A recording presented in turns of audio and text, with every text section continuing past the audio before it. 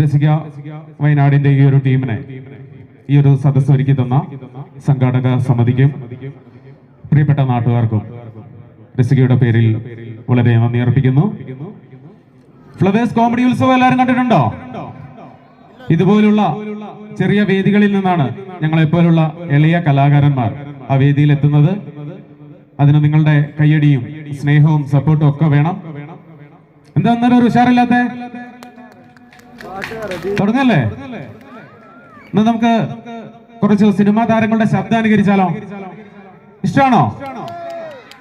എന്നാ കുറച്ചു പേര് ഇങ്ങോട്ട് കൂടി നിൽക്ക്, നമ്മുടെ പരിപാടിയല്ലേ. ഓക്കെ, അപ്പം പ്രൊജക്ടറിൽ വിഷ്വൽ ആയിട്ടായിരിക്കും ഇടുന്നത്. നമുക്ക് പ്രിയപ്പെട്ട മലയാള സിനിമയിലെ കുറച്ച് താരങ്ങളുടെ പിക്ചർ ഇവിടെ ഇടും. അതിനനുസരിച്ച് ഞാൻ അവർക്ക് ശബ്ദം നൽകുന്നതായിരിക്കും. അപ്പൊ 5 മിനിറ്റില് ഒരു 30 പേരുടെ സൗണ്ട്, അതാണ് അനുകരിക്കുന്നത്. ഓക്കെ അല്ലേ? അപ്പം ഓരോന്ന് കഴിയുമ്പോൾ നിങ്ങൾക്ക് ഇഷ്ടപ്പെട്ട കൈയടിക്കണം. ഓക്കെ, എന്നാ കാണാം. ആ ലൈറ്റ് ഒന്ന് ഓഫ് ചെയ്യണം.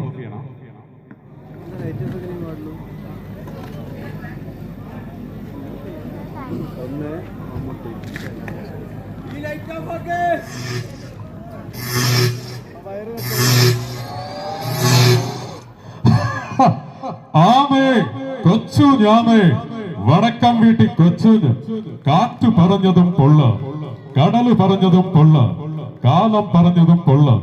നാ പൊള്ളല്ല പൊണ്ണേ ഈ ഉള്ള മോനെ ദിനേശ.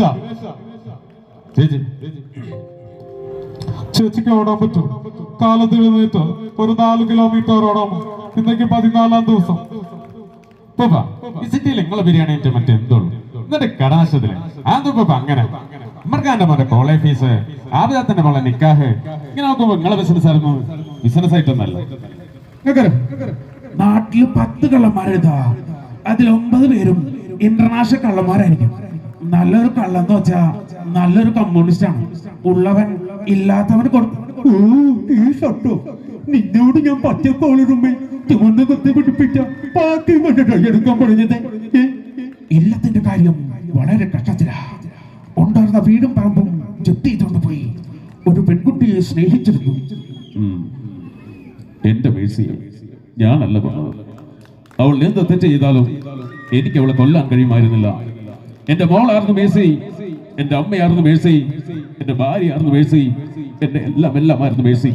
എന്താ കാശ് ഹിമാലയൻ കാണാനോ മലാല ക്രീം അടിക്കാനല്ലോ എന്റെ കൂടെ തന്നെ? ESC ഒന്നൊന്നും കാണാനല്ലടാ. എന്റെ കയ്യിൽ പെട്രോൾ അടിക്കാനോ ഫുഡ് അടിക്കാനുള്ള കാശുണ്ടല്ലോ. പിന്നെ ഏടക്ക എനക്കെന്താ? ഗവൺമെന്റ് അതിവേഗം ബഹുദൂരം മുന്നോട്ട് പോയിക്കൊണ്ടിരിക്കുകയാണ്. അതെല്ലോ കമ്മ്യൂണിസ്റ്റ് പാർട്ടി ഓഫ് ഇന്ത്യ എന്ന് പറയുമ്പോൾ വഴിയിൽ കണമില്ലാത്തവന് വഴിയിൽ പേടിക്കേണ്ട കാര്യമില്ല. ഇതൊരു മാതൃകാസ്ഥ. തന്റെ കയ്യിലുള്ള രത്നപാളികൾ ഇന്നത്തെ കപ്പിളിൽ സിംഗപ്പൂരിലേക്ക് പോയിരിക്കുകയാണ്. അവൻ എന്നോട് പെരുമാറുന്നതാണെങ്കിൽ അവന് വിനാശകാല വിപരീത ബുദ്ധി. പണ്ട് പന്നപ്പൂമാണ് ഞാൻ വിക്ടോറിയ കോളേജ് മുതൽ പോളി മുട്ട ഓടിച്ചത് തല്ലിയതോ എന്താ മെന്നെ എത്ര പത്തി ആശാർക്ക് അപ്പടിക്കൽ കാശ അവിടെ വെച്ചോ. എപ്പതൊക്കെ കൊപ്പത്താ എത്ര അവിടെ വെച്ചോ. നീ ഇത് പറയുന്നത് ഇങ്ങനെ പറയാൻ പറ്റില്ല.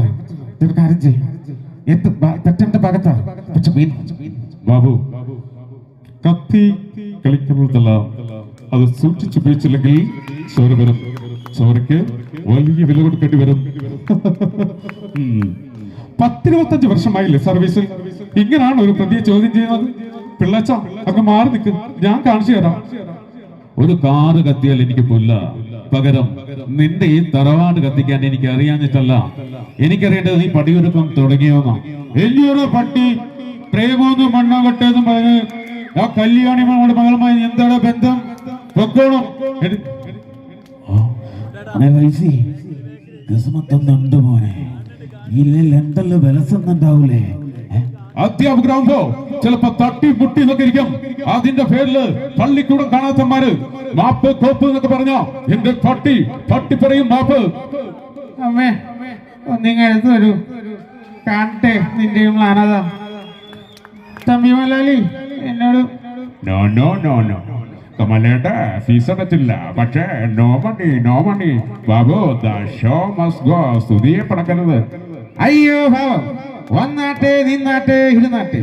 തന്നോട് ചോദിക്കുമ്പോ താൻ ഉത്തരം പറയും, തോമാച്ചാനോട് ചോദിക്കുമ്പോ തോമാച്ചാൻ ഉത്തരം പറയും.